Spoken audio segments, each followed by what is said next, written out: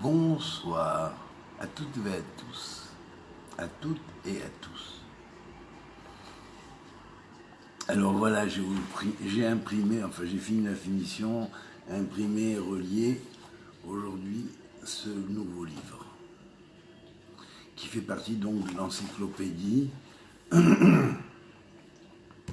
du Talmud et du Zohar de la Guématria. Alors, ce livre-là est le premier tome d'une série en 2 tomes qui sera accompagné d'une roverette, c'est-à-dire c'est un feuillet, disons un polycope d'une 12aine de pages, qui explique comment s'en servir et comment savoir le sens exact et profond de chaque mitzvah de la Torah. Dans ce livre, les correspondances établies grâce à la terminologie que j'ai rentrée durant presque disons 25 ans, depuis que je me sers de l'ordinateur. J'avais ce plan-là dans la tête déjà depuis longtemps, mais disons que j'ai pu le réaliser que lorsque j'ai commencé à toucher à l'ordinateur. J'ai commencé à entrer petit à petit les données permettant comment dirais-je, les bases de cette encyclopédie. Encyclopédie qui utilise, je le répète, 23 systèmes de Gematria. Mais comme c'est une mathématique divine, qui est liée bien évidemment à une véritable géométrie divine, il est évident que cette mathématique a ses règles et ses lois et sa profondeur. Cette géométrie a ses règles, ses lois, sa profondeur, ça s'apprend. J'ai un livre que j'avais écrit déjà il y a une bonne dizaine d'années que je l'avais fini, où j'avais traité des 120 types de valeurs numériques, de systèmes numériques en nombres entiers. Parmi ces 120 systèmes, j'en ai pris 23 qui sont les systèmes essentiels, et c'est eux que j'ai utilisés dans mon encyclopédie de la Gematria. Mais il fallait rentrer les termes, il fallait classifier les termes, il fallait donner les références des expressions kabbalistiques données par plusieurs kabbalistes que j'ai, disons, que j'ai adopté comme lampe de chemin pour éclairer le chemin des êtres humains et du peuple d'Israël sur cette terre où bien souvent l'éclairage manque dans les sentiers, dans les chemins, et donc il m'a fallu choisir les termes adéquats. Alors bien évidemment, je ne vais pas tout vous raconter, mais j'ai puisé dans les expressions de Rabbi Abraham Boulafia, dans les expressions du Ramak, Rabbi Moshe Cordovero, le grand maître de Safed, puis Rabbi Yitzhak Luria qui lui a succédé, donc les écrits du Harizal, dans le Zohar, avec le Pirouche Assoulam du Rav Ashlag, dans le Talmud Esser Sfirot du Rav Ashlag, dans les livres du Rav Ashlag qui sont appelés Or HaBahir et Even HaSapir, dans de nombreux livres de Kabbalah Mahassite, c'est-à-dire active, où j'ai puisé certaines formules que j'ai intégrées, notamment Shorché Hashemot du Ramaz. En plus, j'ai rentré les termes de pratiquement tout le Shaharei Ora du Rav Gikatilia, tous les termes clés qu'il a rentrés, qu'il a utilisés. j'ai rentré les termes du Ramchal, et là alors des surprises, et Rav Shriki va être véritablement content, parce que là tout de suite après je prends cette page sur les nombres 301 et 302, analysée avec la valeur numérique dans le système correspondant appelé Siduri ou Mekomi. Et bien vous allez voir sur quelques expressions du Ramchal comment certaines formules qui sont marquées ici et là dans les écrits du Ramchal vont concorder, mais il en est de même pour des concordances au niveau des écrits du Rav Ashlag ou au niveau des écrits du Harizal repris par le Rav Ashlag dans le Talmud Esser Sfirot, ou bien évidemment dans le Pardes Rimonim du Ramak de Rabbi Moshe Cordovero, et bien évidemment il y a aussi des références au Zohar. Donc vous allez voir comment certains termes qui sont sur cette page que je vais vous analyser, on va l'étudier ensemble, hein, et je vais donner la traduction des termes. Vous allez voir comment ça concorde et comment ça se complète et comment ça ne donne pas cette valeur numérique là pour rien, et comment ces clés de compréhension de toutes ces expressions grâce au nombre sortant en Mispar Mekomi. Vous allez voir, c'est assez extraordinaire. Mais enfin, on va commencer, disons, par les mitzvot. Alors, avec ce livre-là, il sera en 2 tomes, le 2e tome sera un peu plus épais. Hein. Vous allez avoir d'abord, en ordre numérique, différents nombres de 1 à, le plus grand, à 12 001, qui sont,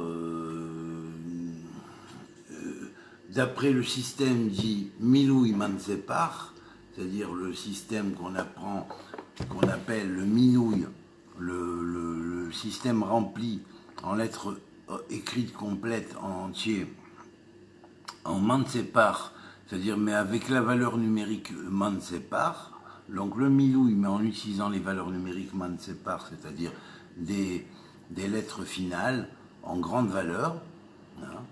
Et là, nous avons la clé du décodage de la Torah et des Tariag Mitzvot de la Torah, puisque le Mehagal, c'est-à-dire le cercle des 613, est précisément lié à cette formule-là, kabbalistique de Gematria. Et on verra pourquoi, parce que vous verrez que le système utilisé est un système qui va être marqué ou chiffré quelque part et qui va tomber précisément dans le nombre correspondant au fait qu'il démontre qu'il est le système qui explique ce codage-là. Voilà, alors vous allez le voir aussi avec le nombre 301 et le rapport avec le système Siduri Mekomi. Bon. Alors donc, Siduri Mekomi, c'est-à-dire en fonction de l'ordre de position de la lettre dans l'alphabet. Alors, on va analyser quelques mitzvot. Alors, avec ce livre-là, pour l'étudier, pour bien l'étudier, vous n'avez pas besoin de tout le Shulchan Aruch.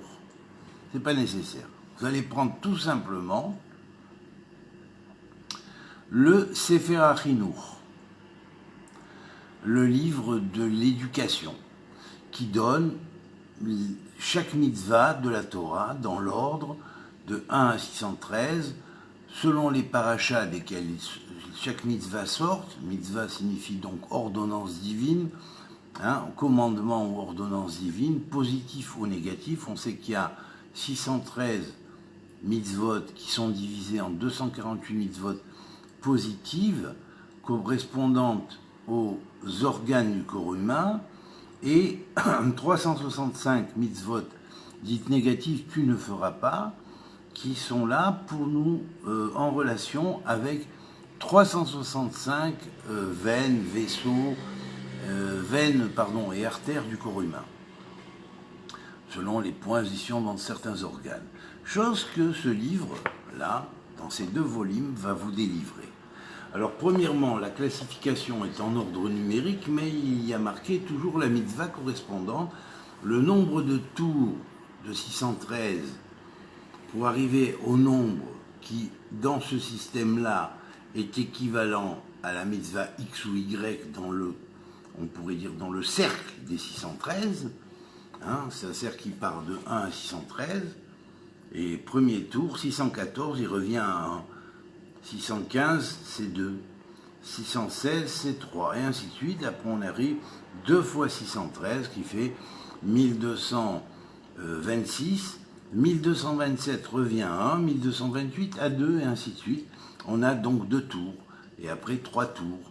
Quand on arrivera à 3 fois 613. Plus 1 fera le 1 du nouveau départ, du nouveau cercle de 613. Alors, dans ce livre, vous avez la plupart des organes marqués. Vous avez également, étant donné qu'on savait qu'il y avait une science des Kohanim, des prêtres, qui connaissaient très bien le monde minéral et végétal et leur correspondance, on l'a au travers du pectoral, la signification des relations avec les 72 familles de pierres précieuses, puisque au travers du nom éphod, qui sont les deux pierres qui étaient sur les épaules du Kohen, qui étaient liées aussi au pectoral, éphod fait en valeur numérique Aleph, P, Dalet, comme P, c'est-à-dire la valeur numérique de la parole, c'est la parole, la puissance divine de la parole, mais le éphod est formé de Aleph et Pédalet. Or, Pédalet, c'est 12 plus 7 fois 12, c'est-à-dire 84. 12 plus 6 fois 12. Voilà. Ce qui va faire 84. Et là, on a 6 fois 12. On savait que sous chaque lettre était marqué, sous chaque pierre, pardon, dans le pectoral, parmi les 12 pierres représentant les 12 tribus d'Israël, il y avait 49 lettres qui étaient les lettres des noms des tribus, et étaient rajoutées au nom des tribus lorsqu'il ne faisait pas 6 lettres, il n'y avait que Benjamin qui avait ces 6 lettres, toutes les autres tribus prenaient des lettres en plus. Ces lettres en plus, il y en avait 23, et pas pour rien 23, parce que 23 représente un alphabet complet plus la 23e lettre cachée. Et donc, nous avions un total de 72. Les lettres en plus marquées, en plus des tribus, étaient Abraham, Yitzhak et Yaakov, qu'on connaît, donc les 3 patriarches, Shifté, Israël, Yeshurun.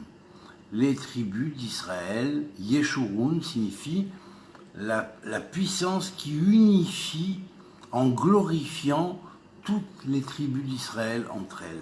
Yeshurun. Run, c'est souvent la termination des noms des anges, comme Métatron, c'est Ron ou Run derrière. Donc Yeshurun symbolise le fait de proclamer la gloire de Dieu.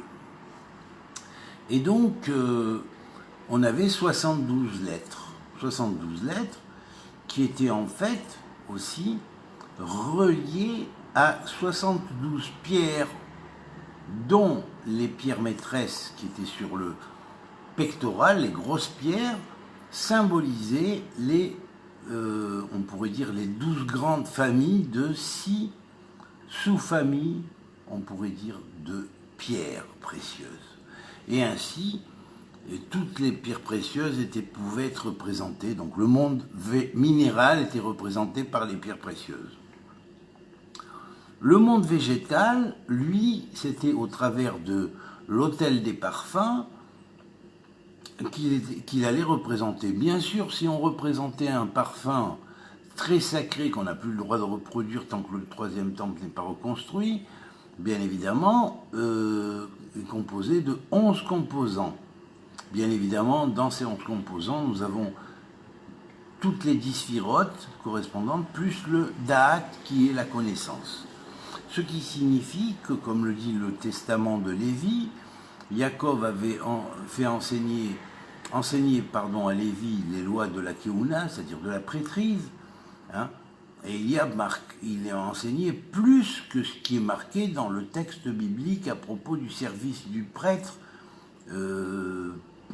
pour l'Assemblée d'Israël. Bien évidemment, le prêtre ne connaissait pas les effets simplement des 11 parfums, il connaissait les effets de tous les types de parfums. D'ailleurs, c'est une des raisons pour laquelle le Mashiach lui-même est appelé Kohen Léolam, il sera prêtre pour l'éternité, selon la règle de Melchizedek, c'est-à-dire des maîtres de justice. Ce qui signifie que même si Mashiach n'est pas de la tribu de Lévi, il n'est pas de la tribu de Lévi et donc Kohen, il est nécessairement et obligatoirement Kohen automatiquement. Parce qu'il est prêtre et il officie quelque part avec Dieu et dans le service de Dieu.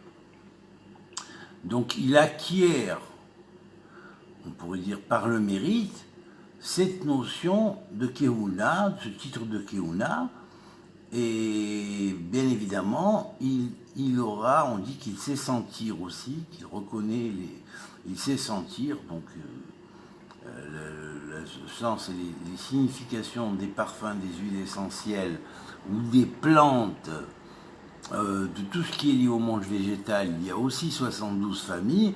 Alors bien évidemment, ici les 72 familles vont rentrer dans le cadre des mitzvot. Comment? Ben oui, quand vous faites une mitzvah X ou Y, eh bien la mitzvah va pas seulement avoir accès à un des organes du corps humain, hein, elle ne va pas forcément que conditionner une fonction psychologique chez la personne qu'elle va renforcer, hein, ou elle va annuler une antifonction psychologique, une fonction destructrice, hein, mais elle va en même temps permettre à tout ce qui est autour de l'homme de s'épanouir dans le règne minéral, dans le règne végétal et dans le règne humain. C'est-à-dire que elles vont sanctifier différentes pierres, elles vont sanctifier différentes plantes, elles vont sanctifier différentes essences de parfums en fonction de leurs propriétés, soit ségulatiques, c'est-à-dire soit en tant que on pourrait dire, fonction talismanique ou protectrice, soit thérapeutique. Donc, dans ce livre, hein, les noms des 72 familles de plantes, de 72 types de pierres et de minéraux précieux ou de pierres semi-précieuses, des 72 familles minérales, des 72 familles végétales ont été entrées, ainsi que les familles animales.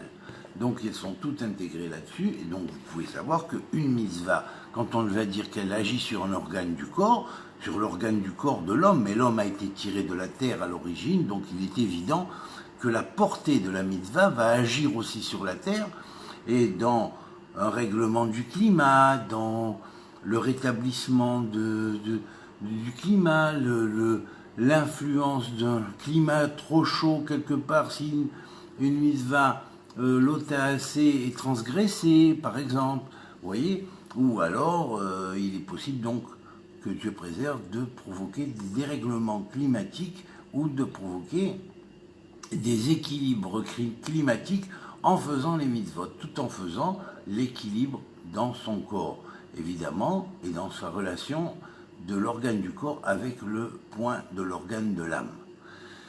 Et puis, évidemment, dans le corps éthérique, c'est-à-dire... Alors, bien évidemment, on a besoin des abeilles. Mais pourquoi les abeilles manquent-elles? Pourquoi?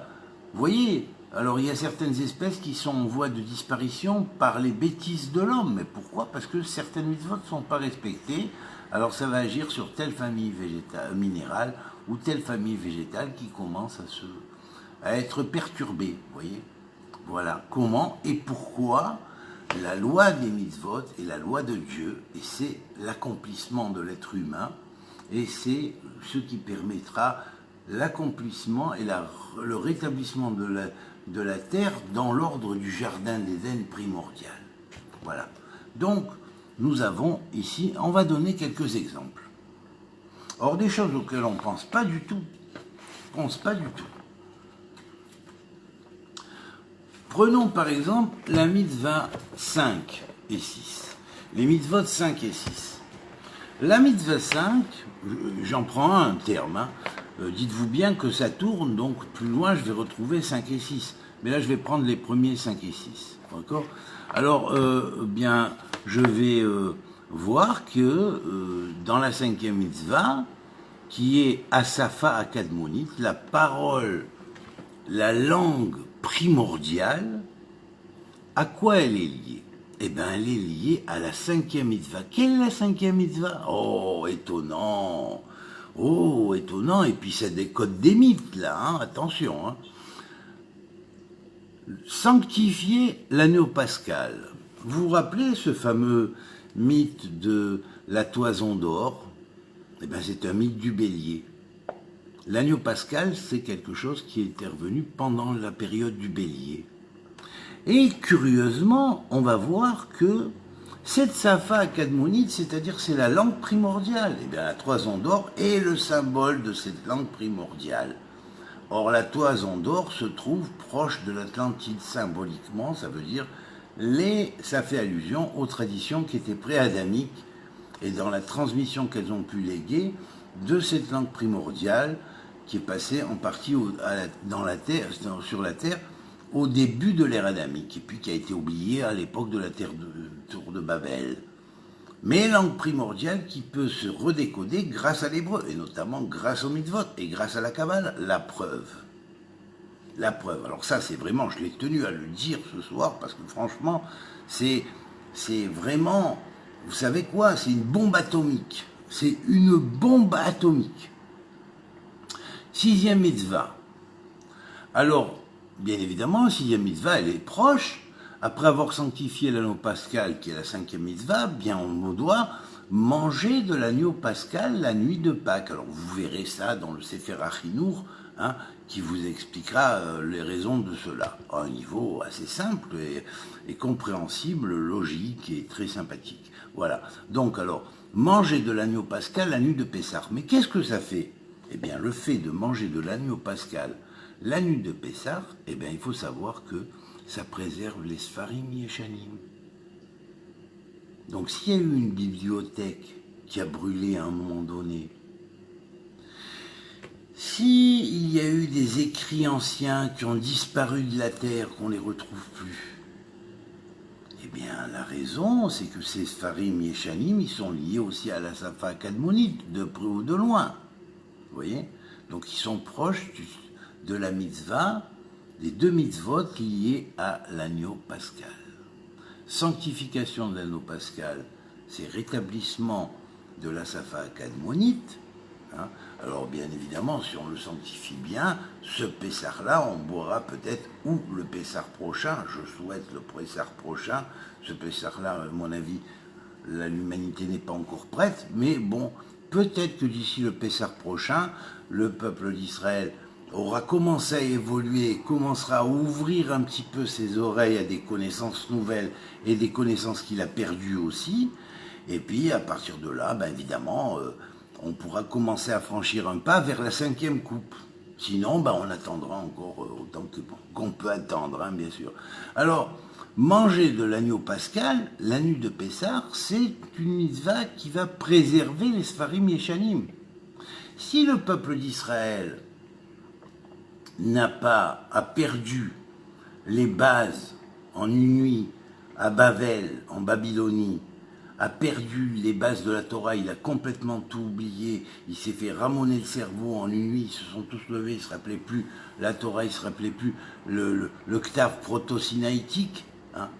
Et après ça, donc, Ezra Sofer, Ezra le scribe, était le seul qui se rappelait la Torah, il a réécrite, et il a écrit en achourite.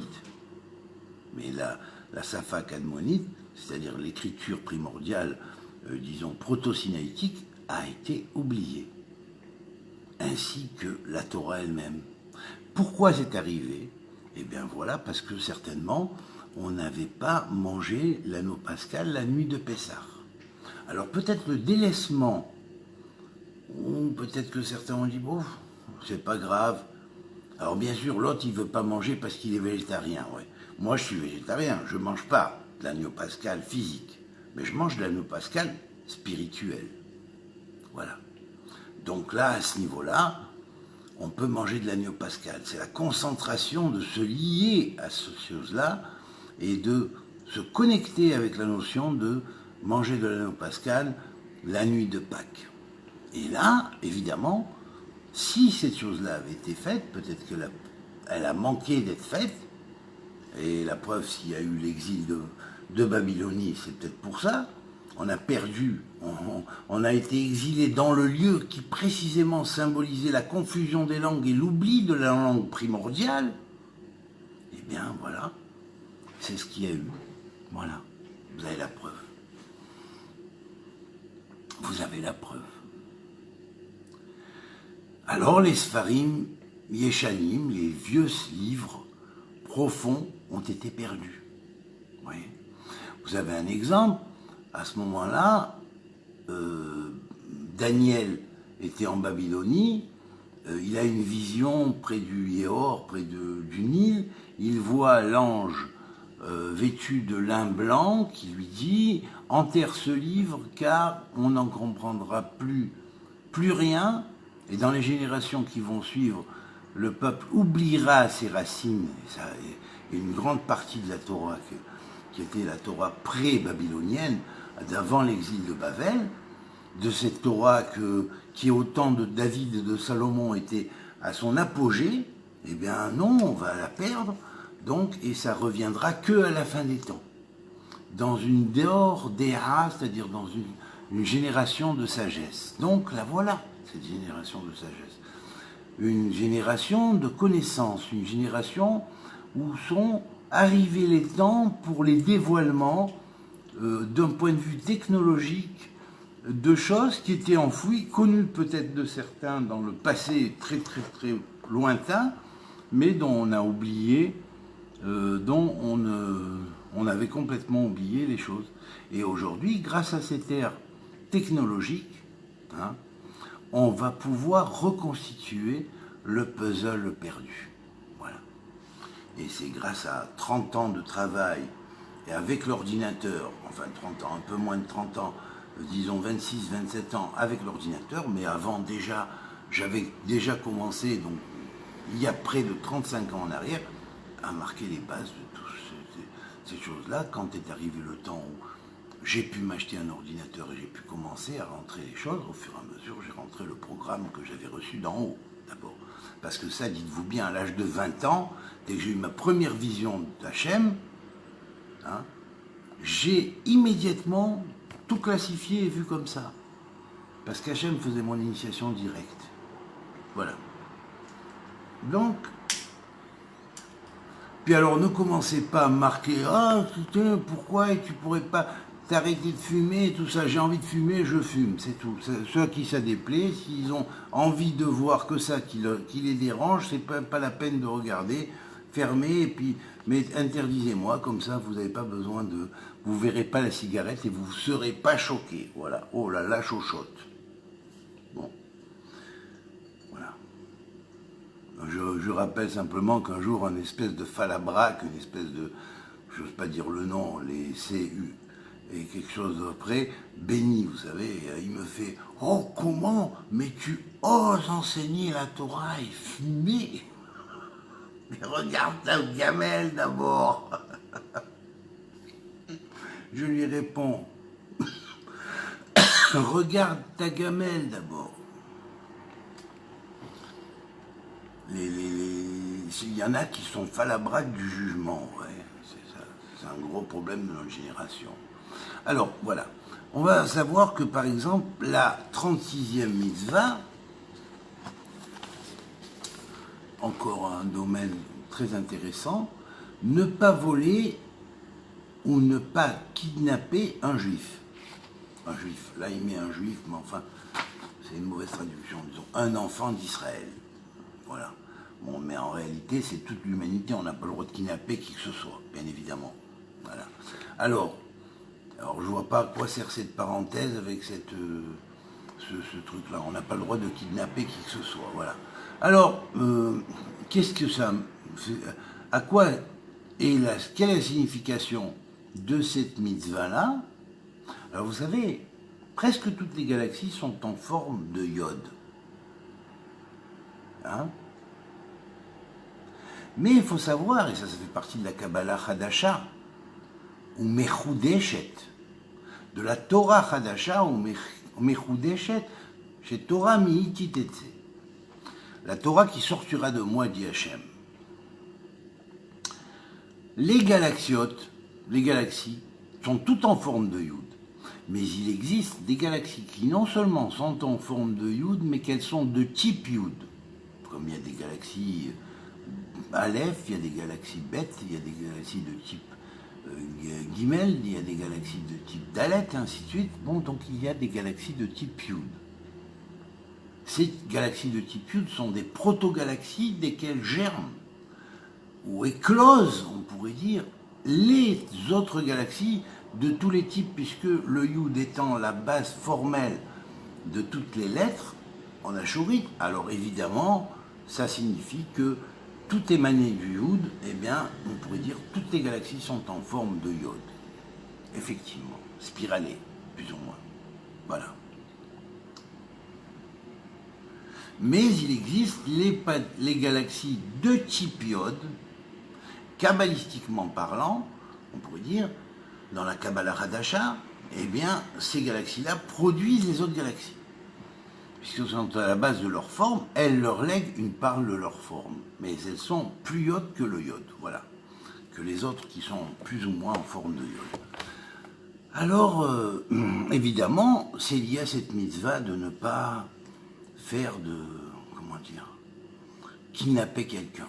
Comment ne kidnapper quelqu'un peut interférer sur les formes des galaxies? Mais vous vous rendez compte? Mais c'est pas une numérique simple, c'est de la numérique divine. Si chaque lettre correspond à des organes dans le microcosme, elles correspondent à des organes dans le macrocosme. Or, le macrocosme, c'est tout le cosmos, incluant toutes les galaxies. Hein? Le zodiaque est divisé en 12 parts avec 12 parts dans chacune des 12 parts. Et là-bas, toutes les sous-fonctions. Incroyable, vous vous rendez compte? Alors, évidemment, la même mitzvah est liée à l'établissement de l'espace et du temps. Vous vous rendez compte? Quelle est la force de ne pas kidnapper quelqu'un? Et vous vous imaginez les kidnappeurs, hein? Ceux qui kidnappent des femmes, des jeunes filles, des enfants, qui en font des choses horribles. Vous vous imaginez qu'est-ce que ça fait comme destruction? Contre quoi ça agit? Hein? Alors, voilà, bon, le jugement est à Dieu, hein, bien évidemment, mais je souhaite que ces gens-là soient le plus rapidement possible incarcérés, et bien incarcérés, parce que franchement, c'est ce qu'ils méritent. Voilà. Ils détruisent le monde, et ils détruisent l'espace-temps. Après ça, il faut le réparer, il faut une autre mitzvah pour le réparer. Alors la mitzvah pour le réparer, l'espace-temps, c'est la 34e mitzvah, hein, qui est celle de ne pas tuer. Ben voilà. Quand vous ne tuez pas, vous réparez l'espace-temps. Alors là, or comme ces gens, quand une fille, par exemple, qui a été kidnappée quelque part, ou un enfant qui essaye de se sauver quand il a un petit peu trouvé une opportunité ou une possibilité, il le tue pour donner l'exemple. Vous voyez? Alors ils détruisent encore plus l'espace-temps. Et après l'espace-temps, il faut le réparer. Voilà. Voilà. Alors béni soient ceux qui ont, des fois, même les boules leur montent, et ça m'est arrivé souvent, à un tel point que j'aurais pu voir ressurgir en moi ma graine de mon Yetzerara. Ben oui, parce que tout le monde en a un, et aussi grand est l'individu, aussi grand est son Yetzerara, on dit. Et qu'à des moments, on m'a fait tellement mal que j'aurais pu tuer la personne, j'aurais pu la tuer, pour dire, ou les personnes, parce que ils ont fait du mal, et pourquoi on fait comme ça? Ben non, le fait d'arrêter, de ne pas tuer, ça reconstruit l'espace-temps. Voilà. Quand on a la possibilité de tuer, et on n'a pas peur, on pourrait le faire, mais qu'on ne le fait pas, ça reconstruit l'espace-temps. Magnifique, non? Fantastique, extraordinaire. Ça reconstruit l'espace-temps. Mais vous vous rendez compte? Alors bien sûr, il n'y a pas que tuer physiquement. Ne pas tuer, ça peut être aussi moralement. Ne pas tuer un individu en lui envoyant quelque chose de méchant dans la figure, ou même en tchan-tchan par dans son dos, ou en disant des accusations par en dessous. Vous tuez la personne quelque part. Bien oui, donc ne pas tuer dans tous les sens du terme. Et encore plus, si vous ne tuez pas quand même pas pour vous nourrir des animaux, par exemple, qui sont les frères biologiques des êtres humains de la Terre, ben vous respectez peut-être pas la cache-route, le halal au sens propre et premier du terme, mais croyez-moi, vous respectez la cache-route à un niveau supérieur. Voilà. C'est-à-dire que vous vous liez avec les lettres mêmes, bête et caf, de Bassar Kacher, la viande sacrée, la viande cachère.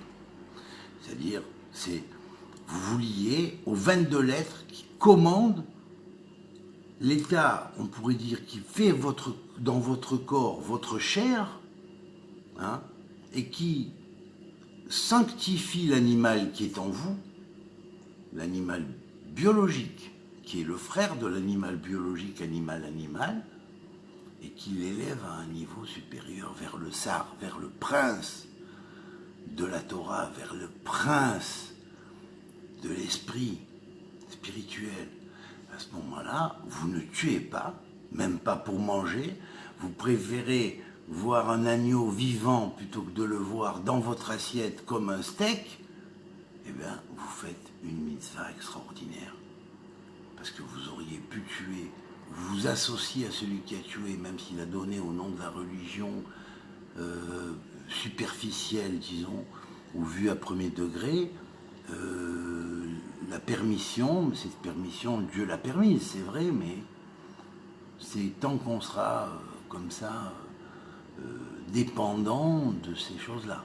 Je veux dire, si on arrivait à ne plus s'en rendre dépendant, eh bien ce serait mieux, voilà. Voilà.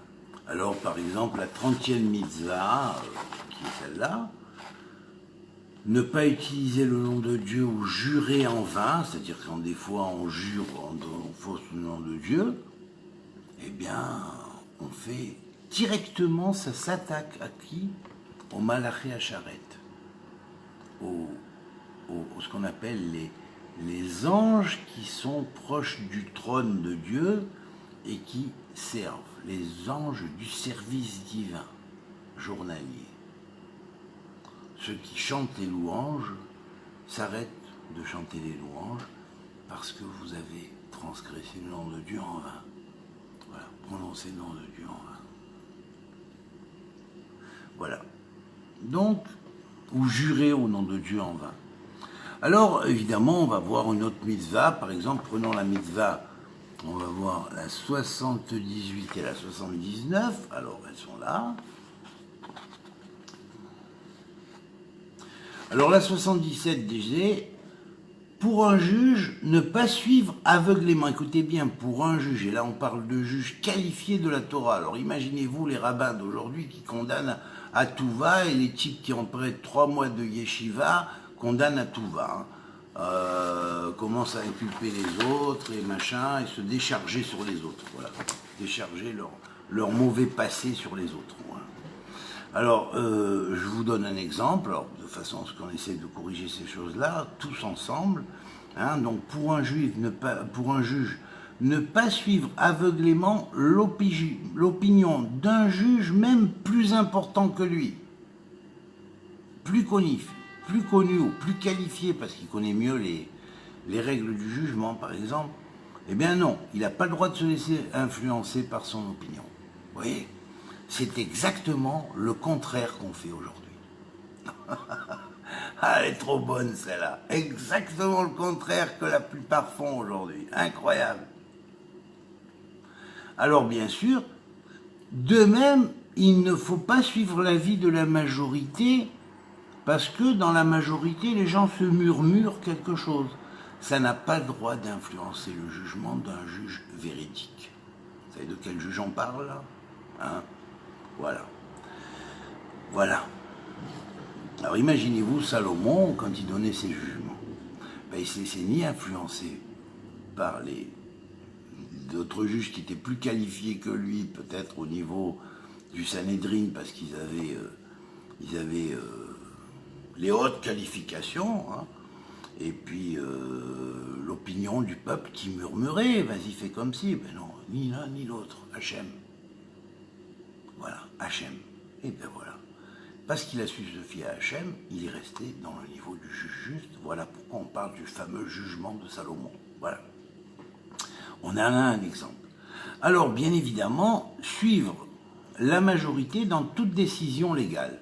Quand la décision est légale, hein, 78e mitzvah, on doit suivre l'avis de la majorité, c'est-à-dire de la majorité des juges dits qualifiés, et qui sont qualifiés des vrais juges, hein, qui ne jugent pas ni parce qu'ils sont influencés par quelqu'un qui a décrété déjà avant et qui même a une autorité plus grande qu'eux dans le jugement, ou alors la foule et les autres qui murmurent « Ouais, tu sais, c'est un mécréant, c'est ma ci, c'est ma ça ». Non, non, non, pas le droit de t'influencer ni par ci, ni par ça. Donc les vrais juges, hein, donc, peuvent se fier à l'avis de la majorité. Voilà. Mais la majorité, pas n'importe quelle majorité, pas la majorité du premier de la rue qui murmure et qui, hein, la foule qui crie bêtement, sans avoir analysé, sans connaître, sans comprendre, sans avoir pesé les pour et les contre, hein, bien évidemment, comme nous le dit le Pirkei Avot. Eh bien, vous savez ce que ça fait?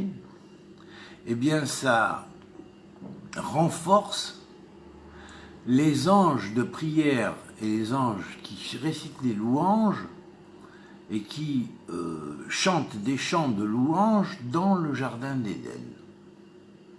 Shirei Gan Eden tombe dans la 78e mitzvah. Alors c'est fort, hein? Et puis nous avons la 79e mitzvah qui est ne pas avoir pitié d'un pauvre au tribunal. Ça ne veut pas dire que la Torah, elle te dit n'aie pas pitié du pauvre. Le contraire, bien sûr, puisque la Torah dit fais attention et aide l'indigent et le faible et le pauvre. Donc elle ne peut pas être contre le pauvre. Ça c'est la traduction en français, mais bon, lorsqu'on lit réellement, ça veut dire en fait ne pas avoir pitié d'un pauvre parce qu'il arrive avec des habits un petit peu déglingués devant le tribunal, hein, et qui fait le pauvre, ou même qu'il est pauvre, hein, si ce pauvre a tort, qu'il a fait un acte répréhensible, eh bien les juges ne doivent pas se laisser influencer par le fait qu'il est pauvre et dire « Oh le pauvre, bon ben voilà, puisqu'il est pauvre, on va pas lui mettre une grosse peine, on va lui mettre une petite peine, s'il mérite une grosse peine. » Voilà. Donc, ne pas se laisser influencer par l'apparence extérieure de pauvre d'un individu et se laisser, disons, piéger par le sentiment, disons, moral à premier niveau et à premier degré, on pourrait dire à degré faible. Voilà. Eh bien, vous savez ce que ça fait? Eh bien, ça renforce le Zera Kodesh. Ça renforce la semence sainte. Si les gens ne se laissent pas influencer de cette manière, les juges ne se laissent pas influencer de cette manière, et ça, je vais vous dire, là, hein, bon, on peut le prendre au propre et au figuré, eh bien, le Zera Kodesh est sanctifié, il se renforce, et il y a plus d'âmes saintes et de justes qui descendront dans le monde pour guider les peuples, pour les diriger dans les sentiers de Dieu et dans le sentier du bien. Et alors, la chose extraordinaire, c'est qu'en fait, lorsqu'on va un petit peu plus loin dans cette paracha de Mishpatim, on va se rendre compte que la mitzvah 84, qui est celle de enlever sa propriété de toute terre d'Israël pendant la 7e année, c'est l'année de Shemitah, il est important d'enlever donc la propriété de toute terre d'Israël pendant la 7e année, puisque pendant la 7e année on laisse la terre en friche, on ne la travaille pas, on le laisse un repos. Eh bien vous savez ce que ça produit? Eh bien ça produit une chose, c'est que les Ralachéarim, les 231 portes de contrôle de l'univers, par lequel, avec les alphabets secrets qui rentrent dans chacune et par chacune de ces portes, en panim et en premier, et la deuxième, les portes qui viennent après, les 231 portes qui viennent après, eh bien tout cela, ça redevient sous le contrôle du gouvernement du Malchut Elyon, c'est-à-dire du Malchut de l'Ensof. Voilà.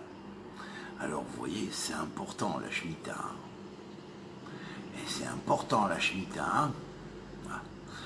Et en plus, c'est un degré, c'est-à-dire c'est une mitzvah qui va en même temps avoir une portée sur ce qu'on appelle la vibration du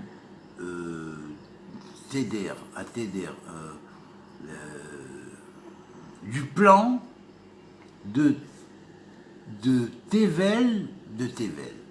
C'est-à-dire qu'il existe 7 formes de terre, 7 aspects principaux des terres. Quand on arrive au stade de Tevel, c'est un stade où la terre commence à recevoir la justice en elle, que la justice commence à s'instaurer grâce à l'être humain sur la terre. Alors quand toutes les terres ou les exoplanètes de l'univers asiatique, de tous ces univers que Dieu a fait, sur le plan psychophysique, vont être sanctifiés et l'influence du plan, de la vibration émanant du plan de Tevel, c'est-à-dire la planète qui donne naissance aux maîtres de justice, qui font que la connaissance commence à se diffuser chez les êtres humains, et ils commencent à vouloir plus un monde juste, et ils y aspirent, et bien sur toutes les exoplanètes qui ont des humanités déjà développées à ce niveau, et bien ça va les développer tellement que, effectivement, grâce à cette mitzvah, elles vont battre les records, et elles vont passer plus facilement dans le royaume de Dieu rédempté, et elles vont faire partie de la grande société universelle du royaume. Voilà. Et alors là, l'espace-temps sera à la fois contrôlé et en même temps sanctifié. Voilà. Alors, maintenant, je vais m'arrêter avec ces mitzvot-là. Attendez, je vais voir encore 2-3 que j'avais marqués là-bas. Et puis, on va passer à cette petite analyse sur dont je vous ai parlé tout à l'heure. Ah, voilà. La mitzvah 78. Alors, écoutez bien. Alors là, écoutez bien. La mitzvah 78, on y revient. Parce que je l'ai trouvé avec un nombre avec 2 tours de 613, et elle s'est arrêtée à la 78e mitzvah, plus 78 donc. Et là, c'est 12 tours plus 78. Et bien là, nous avons la mitzvah qui est suivre la majorité pour toute décision légale. Alors écoutez bien, parce que franchement, ça vaut le coup. c'est égal à Taria Gavarim Shalanouba. Les 613 membres de la femelle, parce que la femelle, c'est elle qui accouche, c'est elle qui engendre. Alors, si vous voulez, lorsqu'on suit la voie de la majorité, mais une majorité de gens sages qui savent juger, bien évidemment, ça n'a rien à voir aujourd'hui avec tous les jugements qui se décrètent par les uns et par les autres. D'abord, un, parce qu'il n'y a pas de tribunal, et puis deux, parce que leurs jugements sont faussés, parce qu'ils se font influencer par le plus soi-disant Raventel ou Raventel, et ça ne veut rien dire. C'est pas forcément juste et vrai. Voilà. Donc il faut que ce soit juste et vrai. Alors évidemment, si c'est juste et vrai, si c'est la majorité de gens qualifiés, et que vraiment toutes les preuves sont démontrées en ce qui concerne le jugement, eh bien le jugement est un jugement éloïque. On pourrait dire divin. Et on demande toujours aux juges de dormir et de donner leur verdict le lendemain. Pourquoi? Parce que la nuit porte conseil. D'accord? Puisqu'ils vont rendre conscience, ils vont rendre des comptes durant la nuit à l'Éternel qui a fait le ciel et la terre. Et même s'ils ne s'en rappellent pas le lendemain, il en restera un rochem qui leur permettra de donner le bon jugement. Voilà, si ce sont des juges de vérité, bien évidemment. Sinon, c'est... Voilà, donc cette chose-là va permettre, grâce à cette mitzvah, de renforcer les tariag mitzvot, la totalité des 613 non pas commandements, pardon, mais organes, veines, nerfs et artères de la Nougba. La Nougba, c'est-à-dire de la féminité. Aussi bien d'une féminité humaine, que de la féminité chez les animaux, que de la féminité chez les végétaux, étant donné que les végétaux, c'est un nombre de familles, les animaux aussi. Bon, ben même si c'est pas... Dans leur totalité de la Terre, ils ont aussi 613 organes, et comme la Terre aussi a, dans sa totalité, 613 organes, puisque c'est d'elle qu'est issu l'homme, et le macrocosme étant en relation avec le microcosme, donc tout ce qui est dans le microcosme est dans le macrocosme, donc automatiquement tout le macrocosme va être inondé de cette possibilité d'engendrer.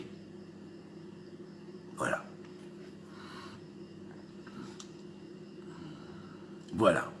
Donc, voilà, on a fini avec l'explication de certaines mitzvot grâce à ce livre-là qui est tiré de mon encyclopédie de Zohar de la Gematria, que vous pourrez bientôt vous procurer, Bezrat Hashem, lorsque on m'en donnera la possibilité de l'éditer à grand niveau. Là, pour le moment, je n'édite que pour moi, pour avoir les maquettes, ne serait-ce que pour les montrer, et que certains qui ont parlé un peu trop vite sachent de quoi ils s'en touchent, à quoi cela touche. Voilà. Alors, bien évidemment, c'est là. Voilà. Maintenant, on peut me les commander éventuellement personnellement, et puis verser par PayPal la somme qu'il faut. Si on connaît l'hébreu, j'enverrai au fur et à mesure. J'en ferai quelques exemplaires avec l'imprimante semi-professionnelle que j'ai achetée. Et puis, voilà, et je les relis comme ça et tout ça. Et puis, voilà, on m'envoie le montant par PayPal et j'enverrai le texte. Pour le moment, c'est pas traduit en français, mais ça viendra avec l'aide de Dieu. Voilà, surtout avec des gens de bonne volonté qui veulent bien le faire aussi. Alors, ça viendra plus vite. Hein. Parce que si on est conscient de ce qui se joue ici, si on est conscient de ce qu'il y a dans ces encyclopédies-là,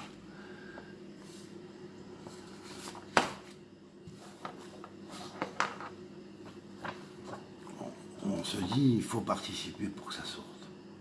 Voilà. Et je ne devrais même pas avoir à le dire. Parce que je l'ai dit plusieurs fois, mais parce que je veux donner du mérite aux gens, mais normalement, les gens qui écoutent et qui comprennent devraient comprendre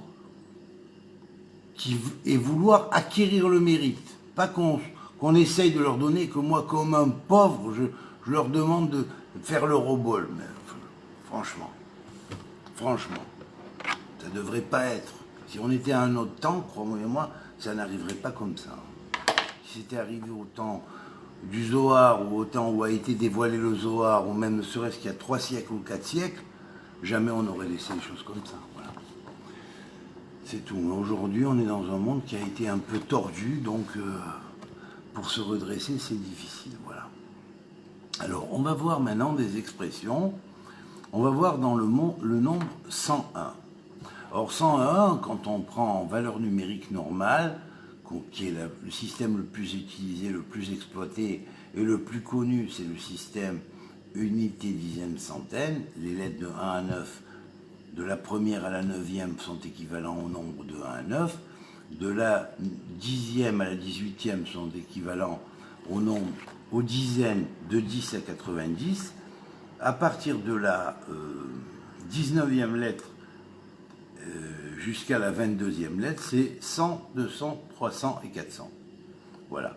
Après ça, les finales, selon leurs valeurs, elles sont des fois en comptées en normal, en valeur numérique, des fois en embolisque, c'est-à-dire en valeur de finale, c'est-à-dire 500, 600, 700, 800 et 900. Voilà. On appelle ça un système akrachi normal, ragil, ou système akrachi mansepar, c'est-à-dire contenant les 5 lettres finales avec leurs grandes valeurs. Voilà. Valeurs qui sont dans les centaines, plus grands que des valeurs qui sont sorties des dizaines, où elles apparaissent toutes dans les dizaines. Hein. Voilà. Il n'y en a aucune qui apparaît dans les unités, elles apparaissent toutes dans les dizaines. Voilà. Alors, on va voir que le nombre lié au nombre 301 représente le or pnimi, hein, Sheyatsa veneesa le or makif. Ça signifie la lumière première et intérieure, hein, qui est sortie de l'être, et elle est devenue la lumière environnante. Voilà. La lumière qui enveloppe. Hein, on pourrait dire l'aura, quelque part. Alors l'aura, la grande aura éthérique. Voilà. Alors, cette lumière qui était intérieure est sortie à l'extérieur et est devenue or makif. C'est-à-dire lumière qui entoure.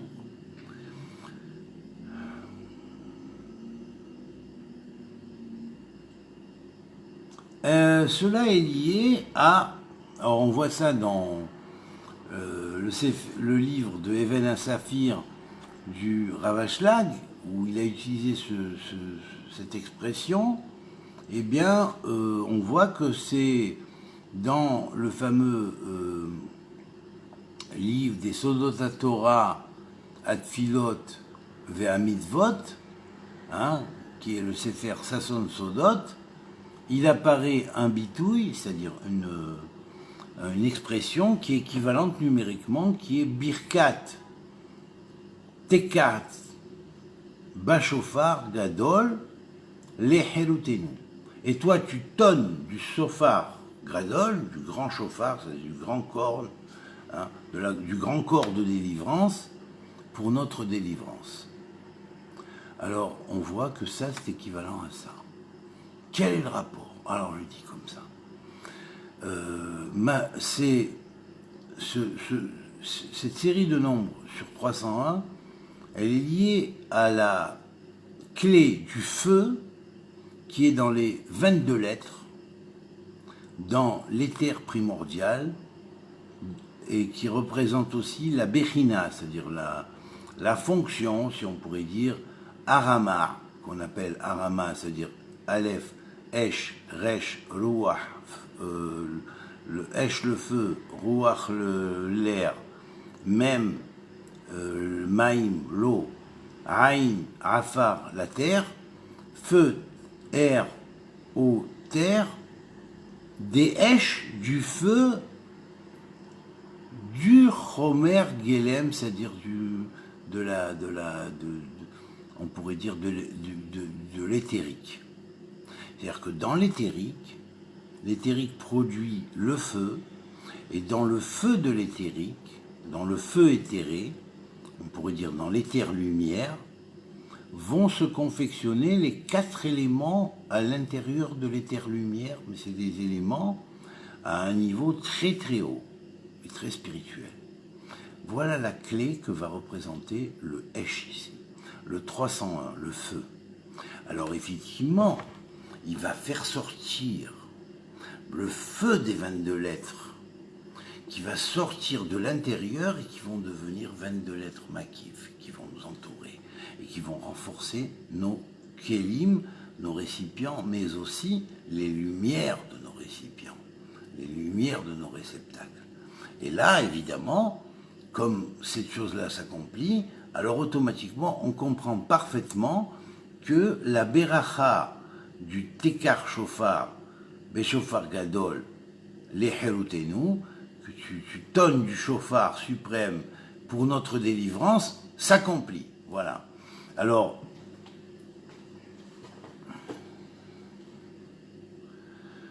après, vous avez par exemple, dans le livre de Mishkane Elion du Ramchal, une expression qui est celle-ci. Amekomot, Bamigdash, Neged Klalut Animsaim. C'est-à-dire que la totalité des places qu'il existe à l'intérieur du temple, de l'endroit sanctifié, Migdash, c'est sacralisé, et il est en rapport avec la totalité de tous les êtres existants. Voilà.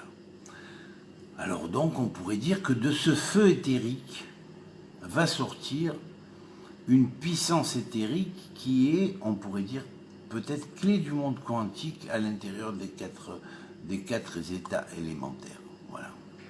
La clé de l'énergie quantique à l'intérieur de ces états élémentaires. Et donc le Réchimou, qui est le souvenir de la trace de ce qui avait été avant, eh bien,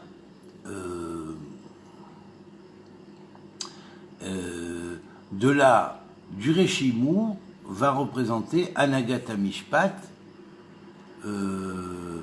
Akav, lui, va représenter Anagata Yehoud. Alors les deux fonctions, comment dirais-je, qu'a développé beaucoup le Ramchal, la fameuse Anagata Mishpat, c'est-à-dire la fonction de transmettre et en fonction du jugement, hein, et la fonction qui permet la gestion du monde, hein, et son gouvernement, hein, et en même temps, quelque part, son déterminisme, hein, va changer en fonction de la Hanagata Yehoud. C'est-à-dire lorsqu'on va s'unifier avec le ciel, eh bien, on pourrait dire quelque part, cette unification, le fait de faire des kavanotes, le fait de chaque geste que nous faisons, le connecter avec le monde d'en haut, eh bien évidemment, ça va dissiper ce qu'on appelle le monde du Mishpat, c'est-à-dire les jugements stricts sur les erreurs que des fois on a pu faire dans notre jeunesse ou à un temps dans notre vie. Eh bien, en se consacrant à la Hanagat Yehoud, eh bien, on va permettre, on pourrait dire, la rachamanout sur les choses, que Dieu donne sa miséricorde et peut-être balaye nos erreurs et nous montre la lumière et nous met sous une nouvelle dépendance, de nouvel déterminisme.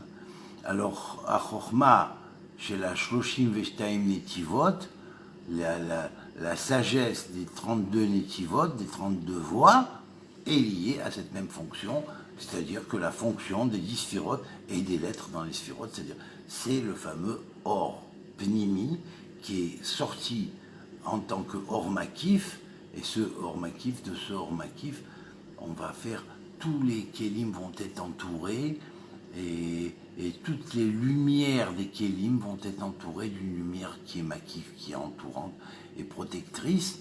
Donc voilà. Donc on va voir que tout cela dérive de la fameuse science de ce qu'on appelle Chochma Shel Shloshim Veshtaim Netivot. Et bien voilà, nous l'avons ici. Et là, c'est bon, une expression qui est liée, qui est développée d'un terme que j'ai pris chez le Even Asafir du Rav Ashlag, mais c'est vrai que le Ramchal aussi en parle, et là on peut le mettre en parallèle avec le Mishpat du Ramchal tout à l'heure, chez Amekomot Bamigdash, Neged Klalut Animsaim, c'est-à-dire que lorsque le Kohen va faire aussi le service du temple, selon les yichudim qu'il va faire, selon les concentrations qu'il va faire, il va dégager, si on pourrait dire, la justice stricte et faire que la rachamim va prédominer, et à ce moment-là, les lumières vont éclairer le sentier. Voilà. Alors, une autre expression qui vient dans le Zohar, dans la parashat de Pinchas, et qui a aussi le nombre 301, Kol asher nimsa yadecha laasot bekohacha ase. Tout ce que tu Kol asher timtse yadecha laasot bekohacha ase. Tout ce que tu peux faire, fais-le par ta force. Tout ce que tu peux faire, fais-le par ta force. Et là, on a une expression, et c'est la dernière expression à 101 sur ce système de gamatria que j'ai tiré aujourd'hui, hein, bien évidemment, et on l'a dans d'autres systèmes. Mais bon, parmi les équivalences que j'ai ramenées sur ce système-là, du Mekomi, Siduri, Mekomi, le système numérique appelé Mekomi Siduri, c'est Mi-Aseter Asatum Yotse. Alors, Mi-Aseter Asatum Yotse Zohar Hamare Hameira. Du secret, des secrets, du cachet des cachets, sort la lumière de la splendeur, qui est le reflet qui va éclairer. Voilà. Et ça, c'est marqué dans la parashat Vayetse dans le Zohar. Voilà. De ce terme-là est utilisé, et c'est comme ça que l'a traduit le Rav Ashlag, puisqu'il a traduit tout le Zohar de l'araméen à l'hébreu. Alors maintenant, on va passer au nombre 302, qui est la clé de Shev, hein, c'est-à-dire du retour en tchouva, en véritable tchouva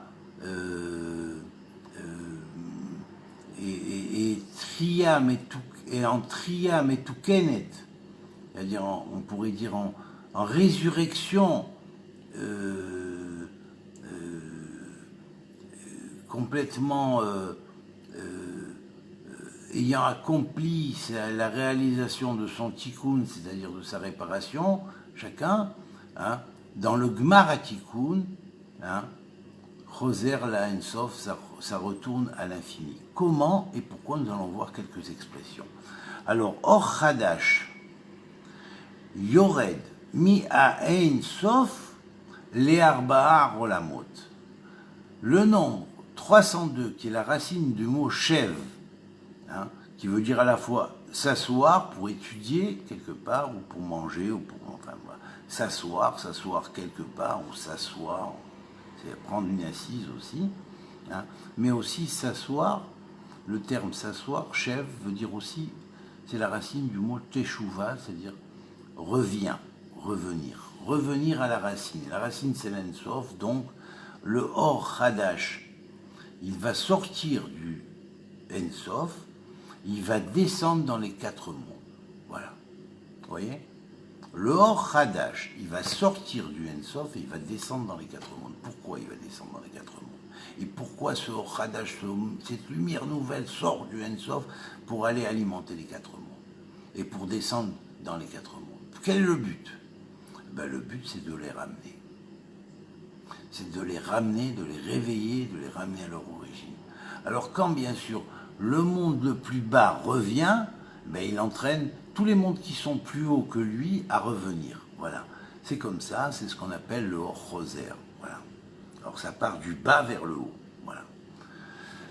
Alors, Orot Haya, les lumières de la vie, qui est l'âme de la Chorma, qui est l'âme de sagesse, Mitlapshim s'habille à l'intérieur les Tor Or Aneshama, dans la lumière de l'intelligence, qui est la lumière de l'Aneshama. Alors, ça c'est une expression qui est dans le livre du Rav Ashlag aussi, hein, tiré des écrits du Hari, et on voit que cette expression est parfaitement en accord avec les deux expressions qu'on a vues avant. Alors, c'est formidable, pourquoi? Parce que les deux expressions qu'on a vues avant, c'est des expressions qui sont dans la Kabbalah Kadmonite Ve'acharonite, qui est la Kabbalah dont j'ai été investi. Alors bien évidemment, ça fait la même valeur numérique, c'est des expressions que j'ai calculées parce qu'elles me paraissaient d'une logique extraordinaire et qu'il faut les calculer pour voir à quoi c'est lié et à quoi ça correspond et quelles sont parmi toutes ces expressions que j'ai rentrées, les expressions qui équivalent numériquement, pourquoi et en quoi elles équivalent avec les écrits de nos grands maîtres. Alors on a une autre expression qu'on trouve aussi chez le Rav Ashlag, qui est dans le Talmud des Sphirot, dans le Talmud des Sphirot, dans l'enseignement des 10 Sphirot, qui est environ 5-6 volumes assez volumineux. Eh bien, après avoir donné l'expression Orot Chaya Mitlapshim, les lumières qui émanent de la Chaya, c'est-à-dire de la sagesse, vont s'habiller à l'intérieur de la lumière de la Neshama, hein, eh bien on va voir que Gadlut Ratson les Kabel, Beishtokekut Gdola. Alors bien évidemment, la grandeur de la volonté de recevoir, hein, avec une grande, comment dirais-je, avec une grande passion de la réception. Voilà. Alors, on a une expression du Ramchal dans le livre Gouf, dans le livre Sefer Da'at Utvuna, dans le livre de Da'at Utvuna, Ze Gouf Veneshama Itahdu Shuv Betchiyat Ametim. Alors là, c'est une expression extraordinaire. Le corps et l'âme, en global, l'âme générale, Yitahdu, ils vont s'unifier totalement, par un yihoud total. Chouv, lorsque l'un va revenir vers l'autre, l'autre va revenir vers l'un va élever l'autre et l'autre va cristalliser l'incarnation de l'un en lui.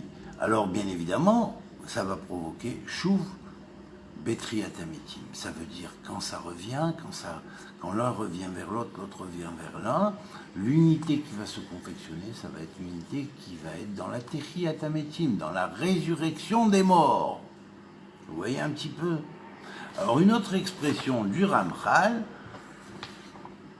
dans le livre Da'at Utvuna, pareil, Da'at Evunot, c'est Hashefaot Vayihudim Lanivraim Ashonim. Il va y avoir des Hashpaot, des Meyuchadot, très très particulières sur de nombreux types d'existence différentes. Voilà. Alors, c'est magnifique. On va voir que donc ça va s'éclairer sur tous les plans de la création, tout comme on avait dit que Or Hadash Yored Mi Ensof Le Arba Olamot. Voilà, dans l'expression de Kabbalah Rishonite Ve'acharonite. Voilà. Alors, vous voyez comme les expressions que j'ai trouvées là, pile, elles tombent pile avec aussi ces expressions du Ramchal qui vont confirmer ce que j'ai introduit comme nouvel élément de réflexion. Alors, Kavod Yitbarech Veya'ale, Kvodo Yitbarech Ya'ale Behasaga Madrega Achare Madrega. Et là, la gloire du roi, hein, de l'Éternel, si grande et si glorieuse et si difficile à la compréhension, hein, ne serait-ce qu'à la conception, eh bien va rentrer et commencer à être compris madrega achare madrega, de niveau et de palier en palier. C'est magnifique, magnifique. Voilà, et ça aussi, ça fait partie d'une expression du Ramchal dans le livre de Da'at ou de Vunot. Et puis on va en voir une autre. Hein.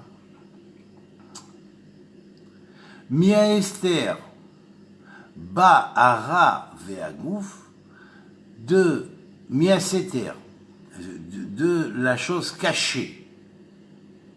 Et on avait vu tout à l'heure que le caché, des cachés, et le Zohar en émane. Hein. Mais là, Mia Esther, de quelque chose de caché et profond, vient le rat, le mauvais, le mal, et le gouffre, hein, et la relation qu'il y a entre le mal et le gouffre, mais la racine même du mal, elle n'existait pas à l'origine, elle était dans le bien, puisque tout est sorti de Dieu, qui est pur, l'infiniment bon, voilà. Donc, alors, mi haseter ba ara ve'agouf.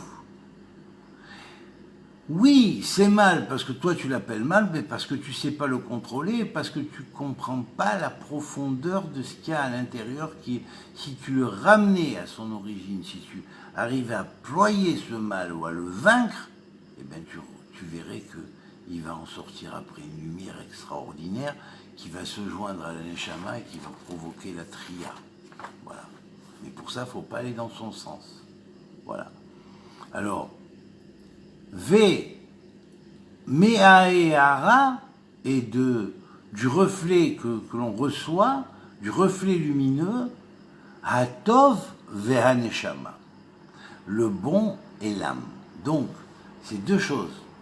D'un côté, il y a un plan secret de Dieu que s'il n'a pas pour rien qu'il a créé le mal, hein, mais il a créé le mal, il ne voudrait pas qu'on aille dans son sens, mais il voudrait qu'on le contrôle, parce que c'est en contrôlant le mal que, effectivement, nous donnons un sens à la création, et une force extraordinaire va pouvoir éclairer, si on pourrait dire,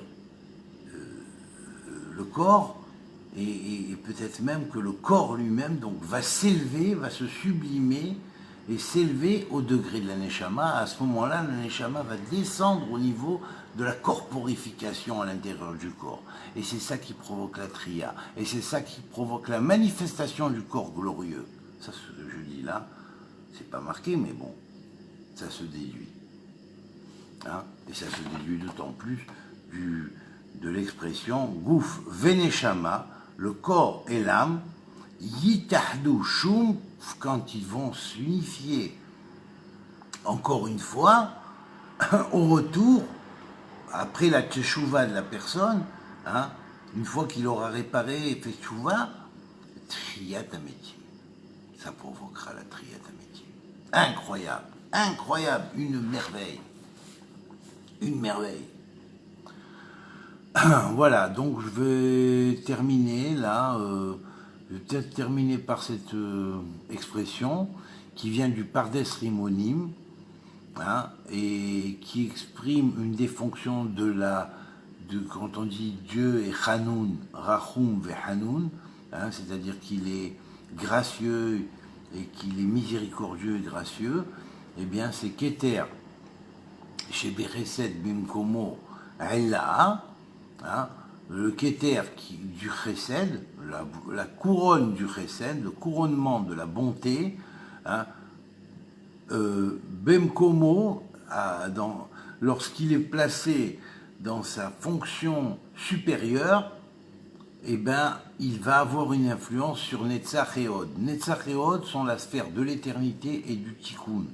Et puis, automatiquement, ça va influencer les Chas de David, c'est-à-dire les bontés de David. Voilà, je vais finir avec ça. Et le dernier verset qui est du Zohar, et je vous termine, là, voilà, c'est Lechem Apanim Hem Shtaim Asar Panim. Les Lechem Apanim, les pains de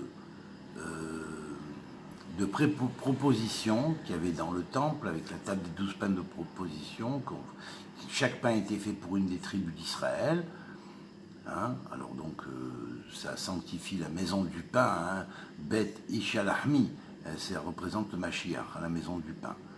Hein, parce que le Kohen, la louche est à batsek pour faire le pain, il doit pétrir la pâte des 12 pains, la pâte pour en faire les 12 pains des 12 tribus. Alors comme d'autres tribus, c'est 360 degrés dans un cercle, eh bien, voilà, on n'est pas loin que les jours de l'année, et les 365 plus un quart.